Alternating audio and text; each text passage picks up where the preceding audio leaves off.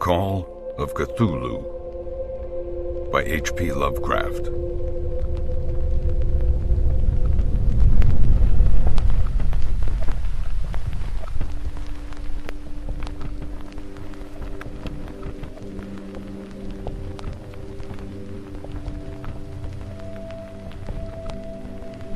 One.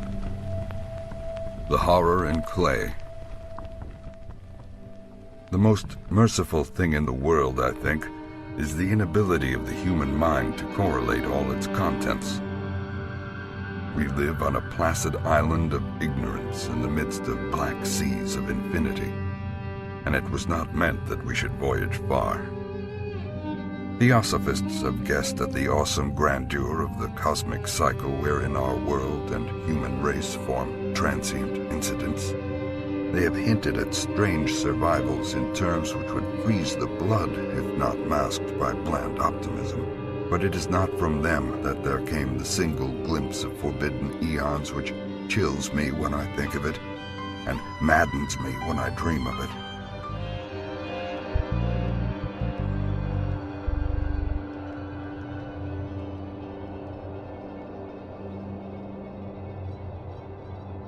That glimpse, like all dread glimpses of truth, flashed out from an accidental piecing together of separated things.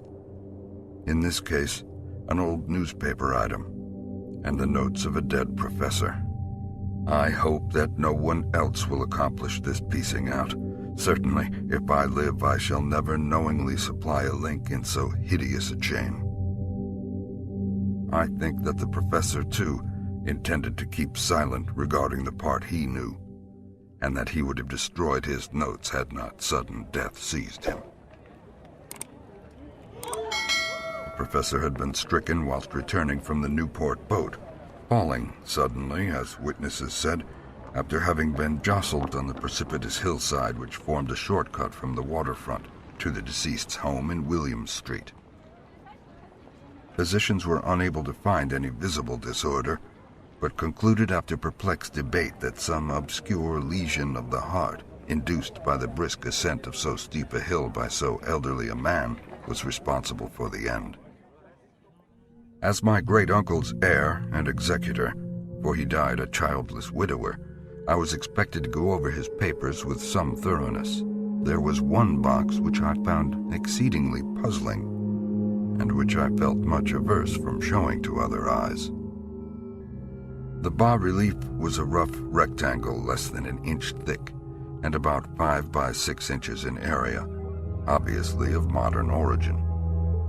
Its designs, however, were far from modern in atmosphere and suggestion, for although the vagaries of cubism and futurism are many and wild, they do not often reproduce that cryptic regularity which lurks in prehistoric writing. The writing accompanying this oddity was, aside from a stack of press cuttings, in Professor Angel's most recent hand, and made no pretense to literary style. What seemed to be the main document was headed Cthulhu Cult, in characters painstakingly printed to avoid the erroneous reading of a word so unheard of. The first half of the principal manuscript told a very particular tale. It appears that on March 1st, 1925, a thin, dark young man of neurotic and excited aspect had called upon Professor Angel bearing the singular clay bas-relief, which was then exceedingly damp and fresh.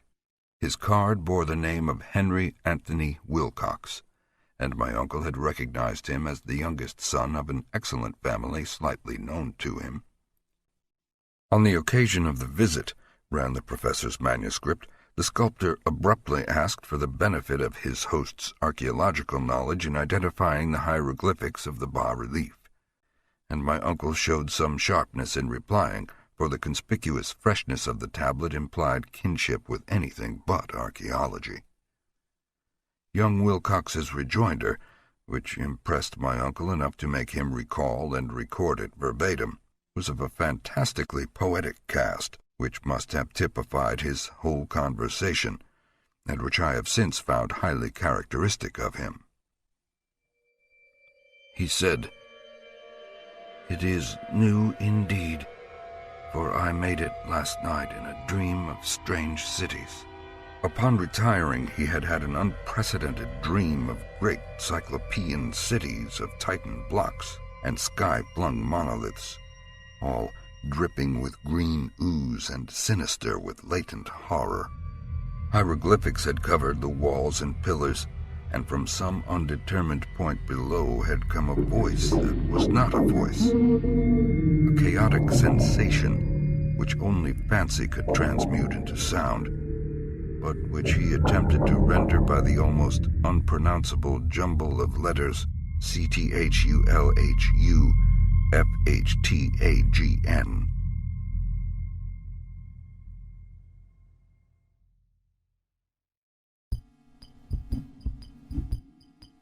On March 23rd, the manuscript continued, Wilcox failed to appear, and inquiries at his quarters revealed that he had been stricken with an obscure sort of fever and taken to the home of his family in Waterman Street. He had cried out in the night, arousing several other artists in the building, and had manifested since then only alternations of unconsciousness and delirium.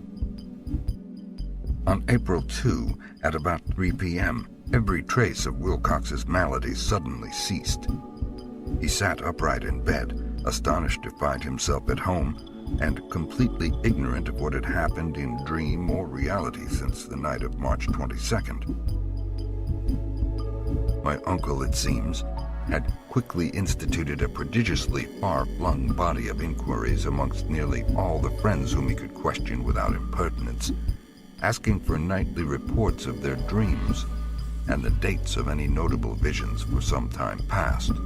The reception of his request seems to have been varied, but he must at the very least have received more responses than any ordinary man could have handled without a secretary.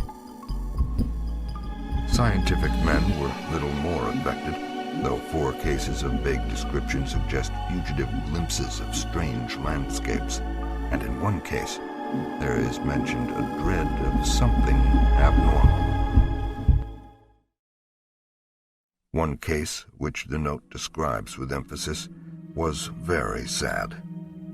The subject, a widely known architect with leanings toward theosophy and occultism, went violently insane on the date of young Wilcox's seizure and expired several months later after incessant screamings to be saved from some escaped denizen of hell.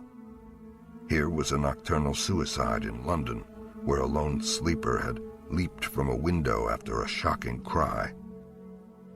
And so numerous are the recorded troubles in insane asylums that only a miracle can have stopped the medical fraternity from noting strange parallelisms and drawing mystified conclusions.